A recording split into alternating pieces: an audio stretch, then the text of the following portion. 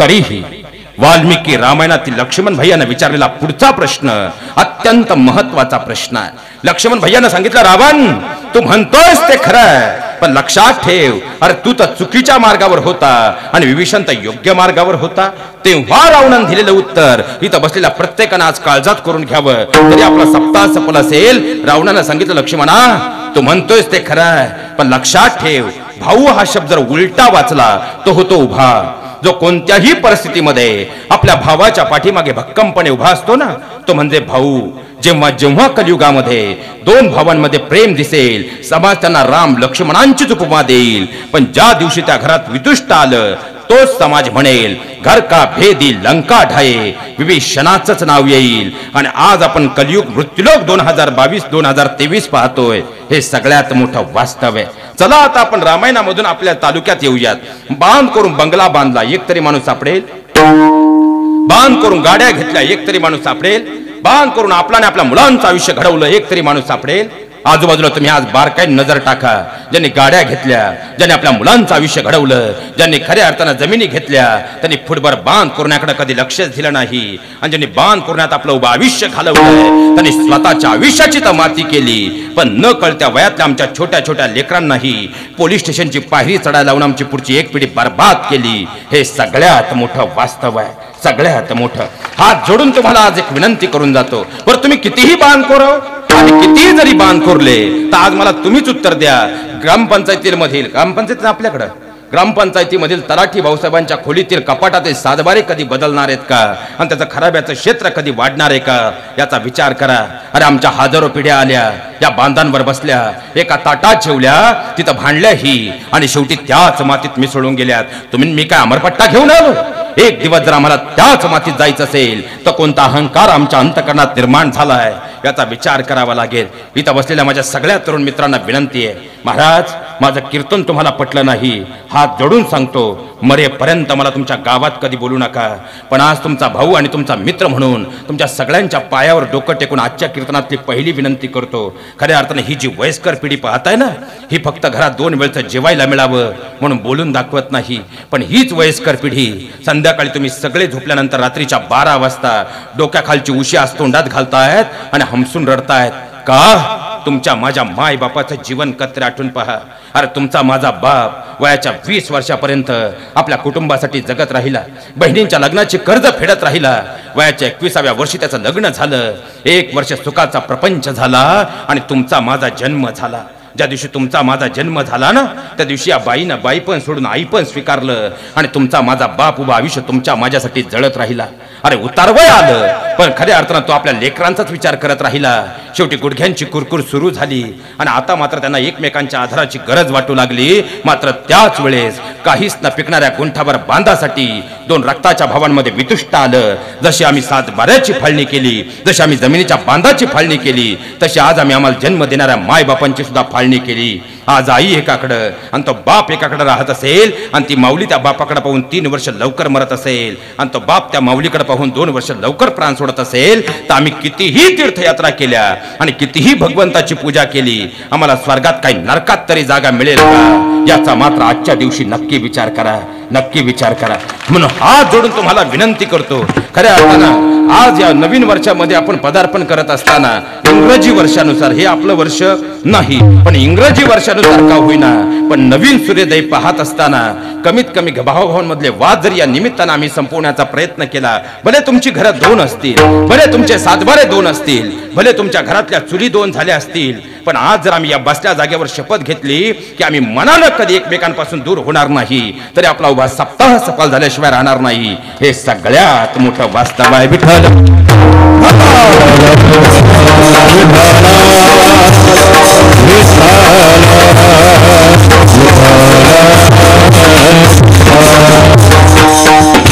कारण लक्षात घ्या महाराज, अहो खऱ्या अर्थाने या बांधांच्या वादाने आमच्या घरातली कुटुंब व्यवस्था आज उद्ध्वस्त केली. शोकांतिक आहे. दिवाळीला बायकोनं बाजार आणायला सांगितलं तर दिवाळीचा बाजार आणण्या अगोदर आम्ही वकिलाची फी देतोय.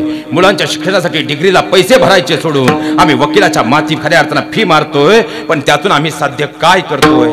हा सगळ्यात मोठा प्रश्न आहे. महाराज, आता मागे आलेल्या कोरोनानं दाखवून दिलं, तुम्हाला इंस्टाला 1.5 लाख फॉलोअर असू द्या, शेअर चॅटला 5 लाख मित्र असू द्या, आणि तुमच्या मोबाईलमध्ये 1000 मित्रांचे नंबर सेव्ह असू द्यात, जे खऱ्या अर्थानं तुमच्या भावाभावांमध्ये वाद झाले ना, तेव्हा फक्की टाकायला तुमचा मित्र होता, कोर्टातला वकील पाहून द्यायला तुमचा मित्र होता, तुम्हाला उसने पैसे द्यायलाही तुमचा मित्र होता. पण खऱ्या अर्थानं जर पाहिलं तर ज्या दिवशी तुम्ही पॉझिटिव्ह आलात ना, त्या दिवशी अचानक तुमच्या 999 मित्रांचे मोबाईल नॉट रिचेबल झाले, आणि ज्या भावाबरोबर कोर्टात तुमची केस सुरू होती, शेवटी तुम्हाला मानवतला ऍडमिट केल्यानंतर 14 दिवस तुमची लेकरं सांभाळणाराही, आणि हॉस्पिटलच्या बिलला पैसे कमी पडल्यानंतर भले वाईट बोलून का होईना, पण 4 मित्रांकडे उसनवारी करून तुमच्या हॉस्पिटलचं बिल भरणाराही तुमचा रक्ताचा भाऊ होता. हे जीवनात कधी विसरू नका, जीवनात कधी विसरू नका. महाराज, महावैष्णवमाऊली ज्ञानोबराय ज्ञानेश्वरीच्या 2ऱ्या अध्यायामध्ये फार गोड वर्णन करतात. राजहंसापुढे चाचूचे आरगडे, तोडी जेवी क्षीर निराचे. राजहंस ज्या प्रमाणात दूध आणि पाणी वेगळं करून पितो ना, त्या प्रमाणात 2 टोळ्या प्रत्येक गावात आल्यात. महिला मंडळ पहिली टोळी तुमच्याकडे आली, जिला मंथरेची टोळी म्हटलं जातं.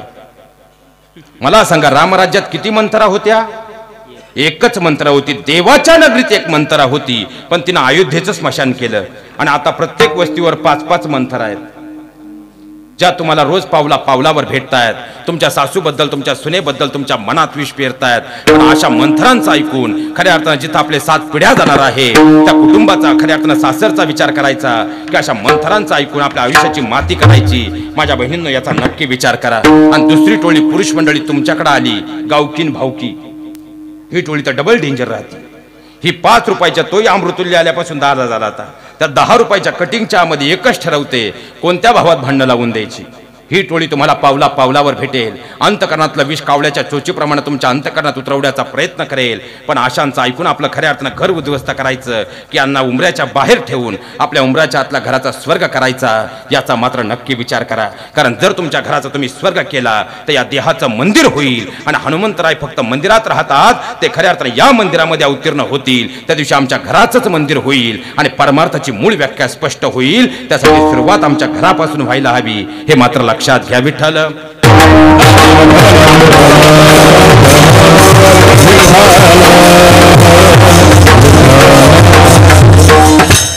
लक्षात घ्या महाराज. आता सुखासाठी बंगला बांधला. बंगला तुम्ही तुमच्यासाठी बांधलाय का मुलांसाठी? जाऊ का मी? बंगला तुम्ही तुमच्यासाठी बांधलाय का मुलांसाठी? मुलांसाठी. कारण ज्या दिवशी तुम्ही घर बांधण्याचा निर्णय घेतला, त्या दिवशी 4.5 रुपये ठोकळा होता आणि 38 रुपये लोखंड होतं. पण ज्या दिवशी तुम्ही घर बांधलं, त्या दिवशी 13 रुपये ठोकळा होता आणि 62 रुपये लोखंड होतं. म्हणजे जवळपास तुमच्या आयुष्याची 30 वर्ष तुम्ही फक्त एक घर बांधण्यासाठी घालवलंय, बरोबर? मग ते घर तुम्ही तुमच्यासाठी बांधलंय का पप्प्यासाठी? पप्प्यासाठी. मग पप्प्या तुम्ही गेल्यावर असं म्हणेल का, आपल्या वडिलांनी 30 वर्ष कष्ट करून आपल्यासाठी घर बांधलं, मग शेवटची आंघोळ तरी आपण त्यांना आपल्या बेडरूम मध्ये घालू, नंतर आपली लाडकी गुड्डी लादी पुसून घे. तुम्ही घर लाखाचं काय करोडोचं जरी बांधलं, आंघोळीला बाहेर पाणी निघालं की त्या घराशी आपला कायमचा विषय संपला. म्हणजे ज्या घरासाठी 30 वर्ष घातली, ते घरही आपलं आहे का? बरं, सुखासाठी बायको केली, बायको आपली कुठपर्यंत आहे? जोपर्यंत 6 पत्र्याखाली अग्निडाग दिला जात नाही, तोपर्यंत बायको आपली. बरं, एखादी ताई म्हटली, वा महाराज असं का बोलले, सतीप्रथा परत चालू करून पहा. सुखासाठी पप्या जन्माला आला. पप्या आपला कुठपर्यंत आहे? जोपर्यंत खऱ्या अर्थाने त्याची गुड्डी घरात येत नाही, ती गुड्डी पहिल्या श्रावणपाठीला जात नाही, आणि पहिल्या श्रावणपाठीच्या गोडपुऱ्या सगळी वस्ती खात नाही, तोपर्यंत पप्या आपला आहे. पण एकदा वस्तीनं गोडपुऱ्या खाल्ल्या, तिथून पुढे पप्या आपला राहत. तुम्ही म्हणताय, मी म्हणत नाही. आता गुड्डी आहे, मला सांगा, गुड्डी आपली कुठपर्यंत आपली आहे? जोपर्यंत फुलाच्या गाडी सजून ती जात नाही, तोपर्यंत गुड्डी आपली आहे. बरं, आता सुखासाठी बांध कोरले, ज्या बांधासाठी आम्ही माय बापाच्या डोळ्यात पाणी आणलं, अरे ज्या बांधासाठी आम्ही रक्ताचा भाऊ, ज्याच्या बरोबर एक कपडा एक बनियान आम्ही खऱ्या अर्थानं वापरत होतो, त्या भावाला कायमचं दूर केलं. अरे ज्या बांधासाठी सणासुदीच्या दिवशी सुद्धा घरी न थांबता कोर्टाच्या पायरीवर बसून राहिलो, ज्या बांधासाठी मायबापांच्या डोळ्यातून ज्यांनी उभं आयुष्य आमच्यासाठी घालवलं, त्या मायबापांच्या डोळ्यात पाणी आणलं, ते बांधही आमचे खऱ्या अर्थानं किती दिवस येऊ. एकदा आपली दशक्रिया झाली आणि आपल्या तेरवीचं गोड जेवण गाव जेवलं की 14व्या दिवशी 3 वेळा नवस करून झालेला पप्या सुद्धा आपल्या मृत्यूचा दाखला घेऊन ग्रामपंचायत मध्ये गेल्याशिवाय राहत नाही. आणि तो ग्रामपंचायत मध्ये गेला आणि तलाठी भाऊसाहेबांनी पेनचं टोपण काढलं की त्या सातबाऱ्यावर आपल्या नावाला कंस आल्याशिवाय राहत. मग ज्या बांधासाठी उभा आयुष्य कोर्टाच्या पायरीवर घालवलंय तो बांधे आमचा किती दिवस आहे?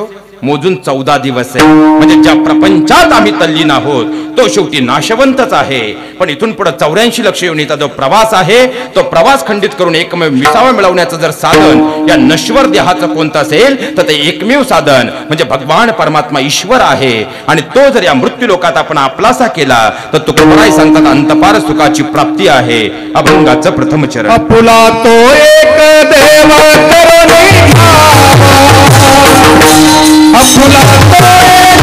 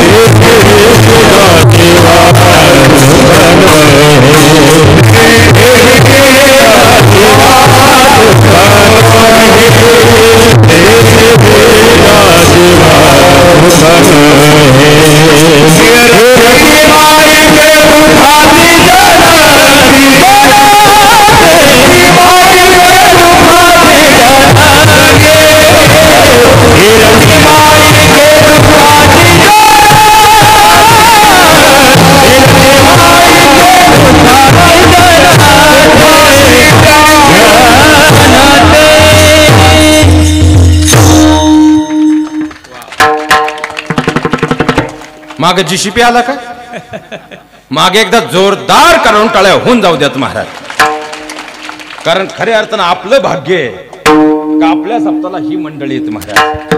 कारण खऱ्या अर्थानं म्हणजे बाबांबद्दल जर बोलायचं एकाच वाक्यात म्हणतो तर ज्ञानाची प्रचंड विद्वत्ता असताना नम्रतेचा असणारा साथ हा कधी शब्दांमध्ये व्यक्त करतो महाराज. लक्षात घ्या महाराज, खऱ्या अर्थानं ज्या प्रपंचात आम्ही तल्लीन आहोत तो प्रपंच शेवटी नश्वरच आहे. पण इथून पुढे या देहाचा जो प्रवास आहे कारण तो प्रवास कसा आहे माऊली सांगतात उपजे ते नासे नासिले ते पुनरुपी दिसे हे घटिका यंत्र जैसे परिभ्रमेगा. मग हा जो प्रवास आहे या नश्वर देहाचा या प्रवासामध्ये जर विसावा साधायचा असेल तर एकमेव या मृत्यूलोका साधन ते म्हणजे भगवान परमात्मा ईश्वर आहे. आणि तो जर या मृत्यूलोकात नामा आधारे आपण आपलासा केला तर अंतपार सुखाची प्राप्ती आहे. इथपर्यंत कुणाला काही शंका? मागे उद्या चर्चा नको, चलायचं पुढं. चला लक्षात घ्या महाराज, म्हणजे खऱ्या अर्थानं जे सुख आम्हाला या मृत्यूलोकात प्राप्त करायचंय ते भगवंताच्या नामात आहे. बरोबर, ते भगवंताच्या चरणात आहे. पण तुम्ही मी एवढे सोपे आहेत का? कारण ते सुख जे भगवान परमात्म्याच्या नामात आणि चरणात आहे ते सुख तुम्ही मी आज कुठं शोधतोय? प्रपंचात शोधतोय. ते सुख तुम्ही मी कुठं शोधतोय? संसारात शोधतोय. आणि आपला प्रपंच कसा आहे? दुःख बांधवडी आहे हा संसार, दुःख बांधवडी आहे हा संसार, दुःख बांधवडी आहे हा संसार, दुःख बांधवडी आहे हा संसार.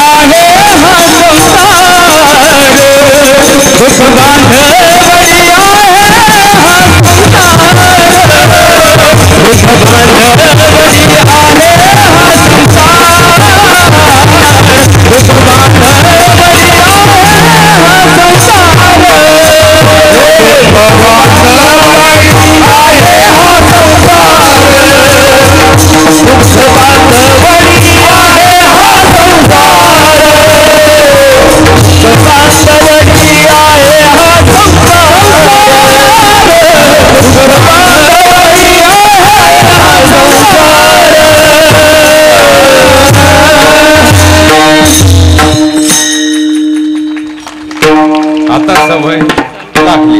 लक्षात घ्या महाराज, जगद्गुरु तुकोबराय सांगतात प्रपंच दुःख मूळ आहे, दुःख देणारा आहे. म्हणून तर याही पुढे जाऊन तुकोबरांनी सांगितलंय, संसाराच्या नावे घालून या शून्य आम्ही प्रपंचाला मुठमाती दिली. मग तुकोबराय आज तुला नगरी मधून खऱ्या अर्थानं आमच्या मनात एक प्रश्न असा निर्माण होतो की तुम्ही म्हणताय प्रपंच दुःख मूळ आहे, तुम्ही म्हणताय प्रपंच दुःख देणारा आहे, पण जेव्हा जेव्हा आम्ही संत चरित्राचा अभ्यास करतो त्यावेळेस आम्हाला असं जाणवतं की तुमच्यासह आदी संतांनी या मृत्यू लोकात तो प्रपंच केलेला आहे. मग तुमचं हे बोलणं इथं उपरोधिक होत नाही का?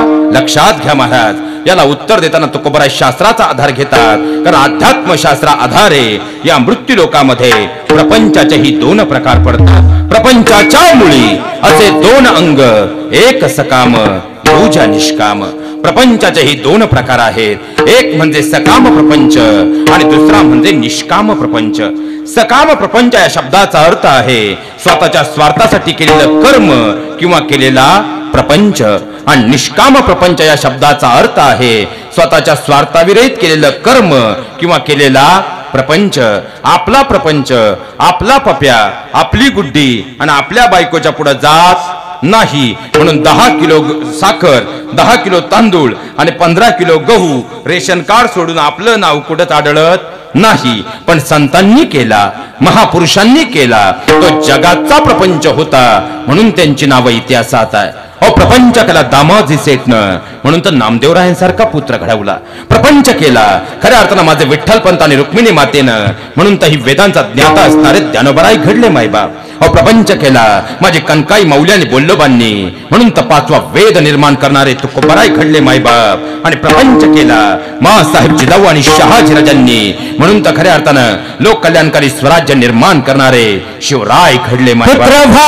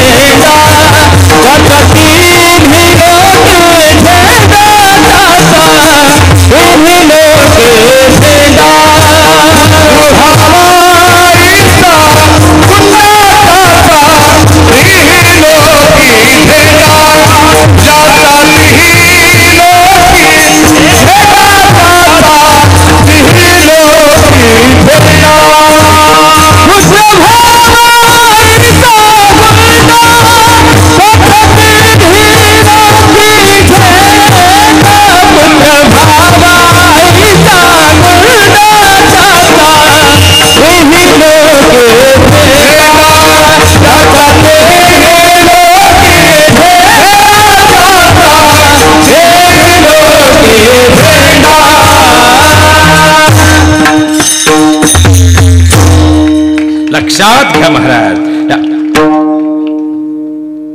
आता इकडे जीसीपी आला का? एकदा जोरदार काढून टाळ्या होऊन जाऊ द्यात महाराज. सवय लागल्याशिवाय मीही जाणार, भले तांबडं फुटू द्या. आणि तसंही तांबडं फुटल्याशिवाय आम्ही पुढे जात, कारण आमच्या गायकांचं आडनाव तांबडे, त्यामुळे काळजी करायचं कारण नाही. लक्षात घ्या महाराज, या महामातांनी, या महापुरुषांनी आपली लेकरं अशी घडवली ज्या लेकरांनी समाज घडवलाय. महिला मंडळ आपली लेकरं तुम्ही बोलत चला बो, आपली लेकरं. आता लेकरांचं काय घेऊन बसले दादा? आईच दर रविवारी ब्युटी पार्लरला आहे, काय गुड्डी कुंजा हिच्यापेक्षा करता. बरं आपल्याला बोलून काय करायचं? बरं राग येतो तिला, ॲब्रो करते ॲब्रो. हे ॲब्रो काहून करीत असावं? हे घरात घुसताना दरवाजाच्या फटीत अडकत्यात का माहेरा जाताना इष्टीच्या दरवाजात गुतत्यात? पण आईच दर रविवारी जर पार्लरला असेल तर गुड्डी कुंजा हिच्यापेक्षा काय करता? बरं एखादी ताई म्हटली बा महाराज व्यासपीठावर असं का बोलले, घ्या पुरावा. येत वडील जे जे करती तया नाम धर्म ठेविती. म्हणजे आज आमचा मुलगा जर आम्हाला उलट बोलत असेल ना तर कतर त्यानंही त्याच्या आजोबांना, माझ्या बहिणीनं तुम्ही उलट बोलताना नक्कीच ऐकलं असेल. जाऊ द्या महिला वर्ग, मी तुमच्या भावासारखा आहे आणि भाऊ म्हणून 10 मिनिटासाठी विषांतर करतो. कानाचे पडदे उघडे ठेवून ऐका, ही मात्र अपेक्षा आहे. कारण वैदिक काळापासूनचा जर आपण अभ्यास केला तर वैदिक काळापासून विश्वाचं सार सामावलेला आई हा शब्द जन्मदातीला लागू पडायचा. आता काळ बदलला महाराज. आईची मम्मी, मम्मीचा मम्मा आणि मम्माचा मॉम कधी झाला आमचा आम्हालाच कळलं नाही. आज टॉप जीनच्या काळात आईचा पदर हरवलाय म्हणून तर गदर झालाय आणि नवीन पिढीत बदल झालाय. अहो, मुलांवरती पहिलं गर्भसंस्कार हे आईच्या उदरात होतं. कुरुक्षेत्रात कसं घुसायचं आणि चक्रव्यूह कसा भेदायचा हे अभिमन्यू आईच्या गर्भात शिकला. झोप लागली जन्मदातीला, अभिमन्यू संपला. आताची आमची अवस्था काय आहे? मासाहेब जिजाऊंच्या गर्भात जेव्हा शुभाराजे आकार घेत होते तेव्हा मासाहेब काय करायच्या? माझं पोरग गोरपान जन्माला यावं म्हणून काजू बदाम उघडून पित नव्हत्या. ज्ञानाचं बाळकडू आपल्या राजांना पाजत होत्या, कुळाचा अभिमान बांधवत होत्या. जाऊ द्या महिला वर्ग, तुम्हाला भाऊ या नात्याने एक प्रश्न विचारतो. ज्या पुण्य पावन तीर्थक्षेत्रात तुमचा जन्म झालाय किंवा तुम्हाला सासर मिळालंय, मग तुम्हाला असं वाटत नाही का हो आपल्याही पोटी उद्याचे शिवराय जन्माला आले पाहिजे, आपल्याही पोटी उद्याचे विवेकानंद जन्माला आले पाहिजेत, आपल्याही पोटी उद्याचे महात्मा फुले जन्माला आले पाहिजेत, आपल्याही पोटी उद्याचे डॉक्टर बाबासाहेब आंबेडकर जन्माला आले पाहिजेत, आपल्याही पोटी उद्याची रमाई जिजाऊ भीमाई जन्माला आली पाहिजे, आपल्याही पोटी उद्याची सीता आणि रुक्मिणी जन्माला आली पाहिजे. तुम्ही तर गप्पच झाले भाऊ. फेअर अँड लवलीचा जमाना आलाय दादा. आता आम्हाला वाटतं आमची मुलगी विश्वसुंदरी म्हणून घडावी. आता एवढा सुंदर नामयज्ञ सोहळा चालू आहे, एवढं सुंदर खऱ्या अर्थानं ज्येष्ठांच्या आशीर्वादानं आपल्या सर्वांचं खऱ्या अर्थानं दादा नियोजन आहे. आणि या ठिकाणी जर पाहिलं तर परभणीमध्ये बॉलिवूडच्या एका हिंदी चित्रपटाचं शूटिंगही 2 दिवसापासून सुरू झालंय. आणि तिथं आलेल्या बॉलिवूडच्या अभिनेत्रींना बातमी कळाली की कोल्हा गावामध्ये एवढा सुंदर सोहळा आहे. आज सप्ताहाचा दुसरा दिवस आहे, संध्याकाळी 9 ते 11 कीर्तन आहे. मग आपण या सोहळ्याला भेट द्यायला संध्याकाळी 10:30 वाजता जाऊ. आणि एवढीच बातमी 4 दिवसापासून सगळ्या मानवत तालुक्यामध्ये फिरत राहिली की आज कोल्हा गावामध्ये संध्याकाळी 10:30 वाजता बॉलिवूडच्या सुप्रसिद्ध अभिनेत्री येणार आहेत. आता मला तुम्हीच उत्तर द्या, आजूबाजूच्या एकही गावात एकही पोरग तिकडे सापडेल का? सगळे कुठं असतील? सगळे कुठं असतील? आता जर पाऊस असता तरी सगळे कुठं असतील? जर सायकल नाही मिळाल तर मोटरसायकल, मोटरसायकल नाही मिळाल तर पिकअप नाही मिळाल तर जीसीपीच्या फणीवर. पण सगळे कुठं? सगळे कुठं? मला तर आता प्रश्न पडलाय ते बसतील कुठं? पण इथं एकच विचार करा महिला वर्ग, मी तुमच्या भावासारखा आहे.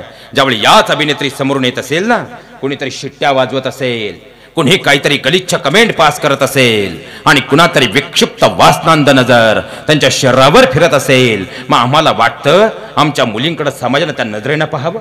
आपल्या मुलीला कधीही विश्वसुंदरी बनवण्याचा अट्टास करू नका. अरे बनवायचंच असेल तर आपल्या मुलीला संस्कार सुंदरी बनवा. मायबाप, संस्कार सुंदरी बनवा. कारण खऱ्या अर्थानं हे जग जिच्या पाया पडतं तिला सीता म्हटलं जातं, मीरा म्हटलं जातं, माँसाहेब जिजाऊ म्हटलं जातं. तिला अभिनेत्रीच्या नावानं कुणीच ओळखत नाही हो. मग एखादी ताई असंही म्हणेल, महाराज तुम्ही जर असं म्हणताय मग रूपाच्या सौंदर्यतेला काहीच किंमत नाही का? असंही मला म्हणायचं नाही. सोपं करून सांगतो. आता या लॉकडाऊन मध्ये पप्यानं 3 वेळा पोलीस स्टेशन केलं, पण गोरीपान बायको घरी आणली. पप्यानं बायको गोरीपान केली, पण जर तिचा स्वभाव चांगला नसेल तर ती ज्या घरात जाईल त्या घराचा स्वर्ग होईल का नरक? जाऊ का मी बोलत? चला, स्वर्ग होईल का नरक? नरक. आणि भले एखादी रंगानं सावळी मुलगी असू द्या, पण स्वभावानं जर अत्यंत चांगली असेल तर ती ज्या घरात जाईल त्या घराचा स्वर्ग होईल का नरक? स्वर्ग. कारण गुणांची सौंदर्यता ही काळानुसार वाढणारी आहे आणि रूपाची सौंदर्यता ही मात्र काळानुसार कमी होणारी आहे. मग आम्ही कोणत्या सौंदर्यतेला महत्व देतो? माझ्या बहिणींनो याचा विचार करायला हवा. म्हणून या सप्ताहाच्या निमित्तानं आणि इंग्रजी नववर्षाचा प्रारंभ होताना आजपासून बसल्या जागेवर एकच विचार करा, आजपासून मी दिसते कशी, मी दिसते कशी, यापेक्षा मी वागते कशी, आल्या गेल्या पाहुण्यांचा आदर तिथे करते कशी आणि आपल्या घरात आपल्या सासऱ्यांसोबत राहते कशी, याचं तुम्ही प्राधान्य देणं माझ्या बहिणींना आता काळाची गरज आहे. अहो आम्ही किती मोठ्या घरात राहतो आणि किती स्क्वेअर फूटच्या बंगल्यात राहतो. आजपासून या गोष्टीला किंचितही किंमत देऊ नका. पण आम्ही आमच्या सासऱ्यांसकट घरात किती जणांच्या हृदयात आहोत याला सगळ्यात मोठी किंमत आहे. आणि एवढे एकच वाक्य जरी तुम्ही आजच्या कीर्तनातून घेऊन गेलात, तुमचं मला माहित नाही भगवंताच्या दरबारातली आजची सेवा यशस्वी असेल मायबाप, यशस्वी असेल. आता महिना झाला नाही, एका ताईनं कीर्तन संपल्यावर मला विचारलं होतं, महाराज काय सांगतो सासऱ्यांची सेवा करा. माझी सासू एवढी फटकळ आहे की मला प्रत्येक शब्दात टाकून बोलते आणि सासरे तर एवढे हुशार आहेत, मी घरात असले का म्हणतात काय चाललंय बाळा, बरी ना बाळा, तब्येत कशी बाळा, तिचं ऐकू नको बाळा. पण मी एकदा शेतात कपाशीकडे गेले की माझ्याच आहेरात आलेल्या सोफा सीट होते सासूबाई शेजारी बसले की ते माझ्याच नावानं खऱ्या अर्थानं कॅसेट सुरू करतात. म्हणून महाराज शेवटी मी या दोघांनाही उचललं आणि तिकडे वृद्धाश्रमात नेऊन ठेवलं. तुम्ही सांगा मी काय चूक केली बरं? म्हटलं ताई तुझं अगदी बरोबर आहे, मान्य करतो तुझी सासू फटकळ आहे, हेही मान्य करतो तुझे सासरे फटकळ आहेत. पण ताई आज फक्त माझ्या एकाच प्रश्नाचं उत्तर दे, तेच तुझे सासू-सासरे. जर तुझे जन्म देणारे मायबाप असते आणि स्वभावाना असेच फटकळ असते, तू त्यांना ही वृद्धाश्रमातच नेऊन ठेवलं असतं का? त्यानंतर त्या ताईकडे मात्र उत्तर नव्हतं, पण त्या क्षणाला माझ्या प्रश्नाचं उत्तर मात्र मला मिळालं होतं. माझ्या बहिणीनं तुम्हाला हात जोडून विनंती करतो, माझं कीर्तन तुम्हाला पटलं नाही हरकत नाही, मरेपर्यंत तुमच्या गावात कधी बोलू नका, पण तुमचा भाऊ म्हणून तुमच्या पायावर डोकं टेकून आजच्या कीर्तनातली दुसरी विनंती करतो. आता 27 दिवस झाले तुळशीचं लग्न झालंय, सध्या लग्न सीजन जोरात सुरू आहे. इथून पुढे आपल्या लेकीचं लग्न करताना आजपासून आपल्या लेकीला कधी सांगू नका, बाळा तुझं आता घर बदलणार आहे. आजपासून आपल्या लेकीच्या काळजात एकच गोष्ट बिंबवा, बाळा तुझ्या घराबरोबर पहिल्यांदा तुझं मन तुला बदलावं लागणार आहे. कारण तू ज्या घरात जाणार आहे त्या घराच्या पुढच्या 7 पिढ्यांचा स्वर्ग करायचा की पुढच्या 7 पिढ्यांची माती करायची, हे फक्त आणि फक्त तुझ्या वागण्या बोलण्या आणि संस्कारावर अवलंबून असणार आहे. अहो आपली मुलगी शिकली पाहिजे, शिकून डॉक्टर वकील इंजिनियर झाली पाहिजे, पण एक दिवस तिला सासरी जायचंय म्हणून ती संस्काराने सुद्धा परिपूर्ण झाली पाहिजे. याकडे आई म्हणून आज आम्ही खरंच लक्ष देतोय का, याचा माझ्या बहिणीनं नक्की विचार करा. म्हणून तर खऱ्या अर्थानं हात जोडून विनंती करतो, मलाही भाऊ आहे ना, का समृद्धी गेला इकडून, म्हणजे अजून भाऊ जिवंत आहेत. मग जर असं होऊ नये, पण आज कीर्तन संपल्यानंतर जर तुमच्या भाऊजाईने तुम्हाला फोन करून सांगितलं की आजपासून मी तुमच्या आईला म्हणजे माझ्या सासूला सांभाळणार नाही, तुम्ही तिची सोय करा, खरं सांगा तुम्ही झोपू द्या ना आज रात्रभर? ओ तिने मला लहानाचं मोठं केलंय, ओ तिने मला कष्टानं वाढवलंय, जाता का?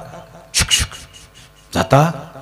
त्यालाही नवसानं मिळाली, निघाला रातच्या 3ला, आली उद्या संध्याकाळी गिरगावकर महाराजांच्या कीर्तनाला सासूबाई इथं. पण इथं एकच विचार करा महिला वर्ग, जिनं दुसऱ्याच्या बांधावर 200 रुपयानं काम करून तुमचा नवरा घडवलाय. कोल्हा असू द्या मानवत असू द्या, तुम्ही आज जे मानवत पाहताय, आज जे कोल्हा पाहताय ना, 25 वर्षापूर्वी हे गाव असं नव्हतं. खऱ्या अर्थानं पाण्याचं तुम्हाला या 6-7 वर्षापासून पाणी दिसू लागलं, शेती पिकू लागली, म्हणून तर कपाशी 10 क्विंटल पर्यंत एकरी जाऊन बसली. पण लक्षात घ्या परिस्थिती अशी होती की इथं बसलेल्या अनेक वृद्धांनी खरं तर विहिरी फोडण्याचं काम केलंय, इथं अनेक माऊल्यांनी दुसऱ्याच्या शेतात साधं काढली, तेव्हा तुमचा नवरा घडवलाय, तुमचं सासर घडवलंय. मग माझ्या बहिणीनं तुम्हाला भावाच्या नात्याने एकच विनंती करतो, ते सासरे तुमचे आई वडील होऊ शकत नाहीत का? ज्या दिवशी तुम्ही तुमच्या सासऱ्यांमध्ये आई वडील पाहाल, मंदिरात जाण्याची गरज पडणार नाही, मंदिरातला देव तुमच्या घरी आल्याशिवाय राहणार नाही. हे सगळ्यात मोठं वास्तव आहे, सगळ्यात मोठं. आता सुनबाईला बोलल्यामुळे बऱ्याचशा सासूबाईंचे चेहरे खुलले, ते निम्या जाग्या झाले ना, त्या आधी महाप्रसाद असला का हाच गोंधळ राहतो. पण सासू नावाचा प्राणी सुद्धा एवढा सोपा, ब ब ब ब कोल्हा गावची सासू, तिच्या पप्याचं लग्न झालं, तिने निम्या गावात भांडणं लावून दिली. काय तुमच्या सुना, काय तुमच्या सुना, माझी सून नक्षत्र आहे नक्षत्र. कोरोनाच्या आधी गावात आलेल्या सगळ्या सुना तिला सांग, थांब बाई तू 6 महिने, ती तुझीच नक्षत्र बदलीन, तवाच तू जाग्यावर येशील.